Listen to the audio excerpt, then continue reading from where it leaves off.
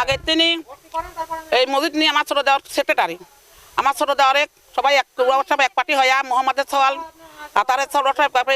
Secretary করতে দিবি না, ও করতে দেবে টাকা আসা দেখি টাকা ওরা মারি খাবি, এখন সেই জন্যই ওই সেক্রেটারি আমার দেওয়ার করতে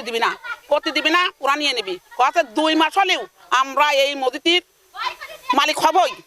আর আমার এই জনগণ কয় যে তুমি থাকতি, তুমি তো কোনো অপরাধ করতেছ না, কোনো টাকা দিচ্ছ না, এই তুমি থাকতি এই সেক্রেটারি তোমারই থাকতে হবে, যেভাবে হোক আমরা এই সেক্রেটারি নিয়ে তোমাকে দেবো, আমার থা লাগবে, এই কোনোজন করছে থা লাগবে। তারপরে আমি নিয়ে নে, ওরা নিয়ে নেন,